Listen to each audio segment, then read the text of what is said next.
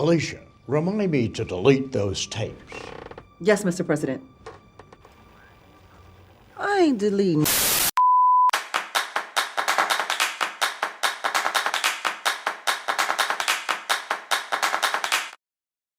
Bonjour tout le monde et bienvenue dans Pub, votre émission d'analyse de publicité préférée.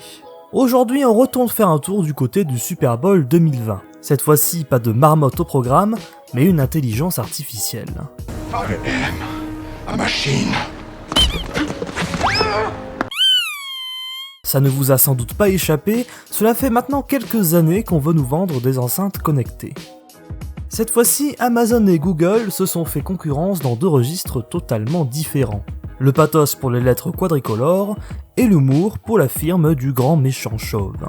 Oh putain, tu vas avoir des problèmes, toi. Mais j'ai rien dit, c'est... Tu vas avoir des gros problèmes. Et comme on aime bien rigoler par ici, on va se concentrer sur la proposition d'Amazon. Mais vous allez voir que derrière ces quelques blagues, Alexa nous propose autre chose que de simples fonctionnalités. Baby! Coming! Alexa, turn down the thermostat. Okay, turning down thermostat. Ready. Huh, here we go. What do you think people did before Alexa? Alexa, turn the temperature down 2 degrees.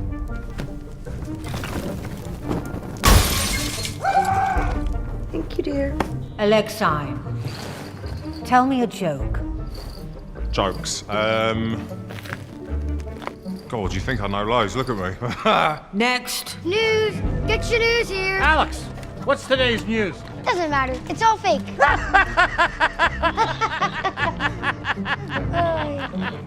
Al, play that song I like. Al, next song. Alexei, tell us something interesting. Okay, the earth is flat, and a witch stole his pants.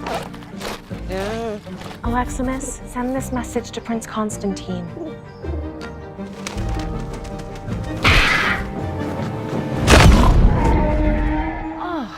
Alicia, remind me to delete those tapes.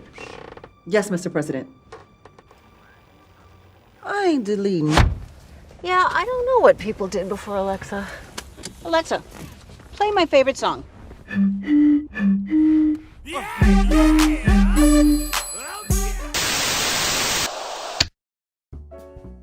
Avec ce nouveau spot, Amazon réutilise sa recette miracle, à base de caméos et de situations rigolotes.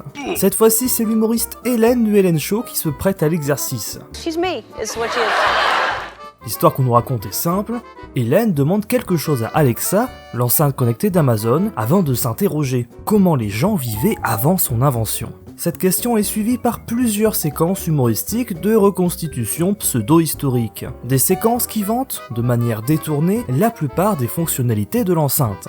Baisser le chauffage, se divertir, s'informer, voire même couvrir ses activités illégales. Oui, vous avez bien entendu.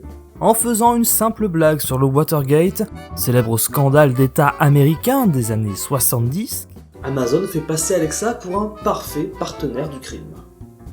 Non. Si.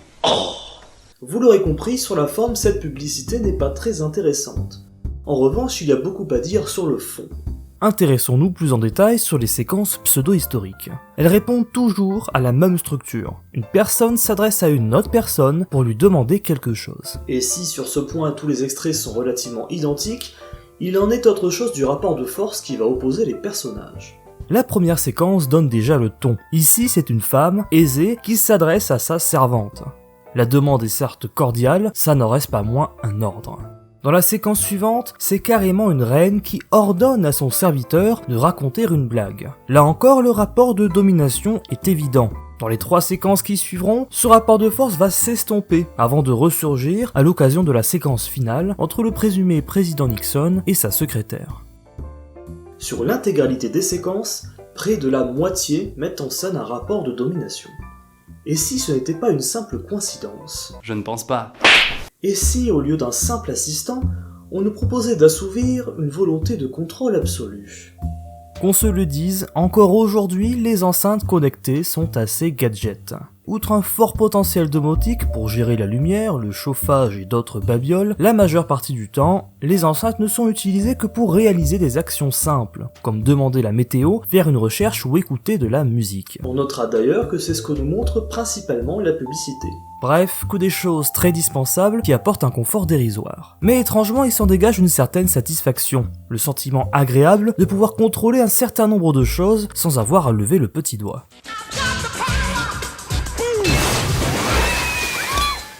Et cette folie des grandeurs a la même été observée chez les possesseurs d'enceintes connectées.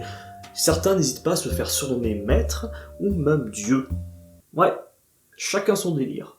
Ce sentiment de contrôle et de toute puissance est d'ailleurs mis en avant.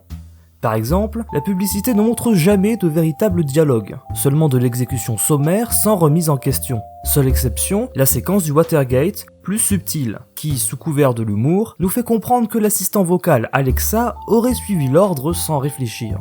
En gros, avec Alexa, vous aurez enfin un larbin rien qu'à vous. Vous serez la reine, vous serez le président, enfin, vous serez quelqu'un qui compte. Évidemment, tout ce que je dis là est en sous-texte. Il y a même fort à parier que ça n'a pas été calculé par les équipes créatives. Mais c'est ainsi, tout message, publicitaire ou non, est soumis à interprétation, et peut en dire bien plus sur nous ou nos usages qu'on pourrait le penser. D'où l'importance de garder l'esprit ouvert et d'aiguiser notre sens critique. Et si vous ne me croyez toujours pas, essayez donc de demander à l'assistant vocal de votre téléphone qui c'est le patron. Je pense que la réponse va vous surprendre.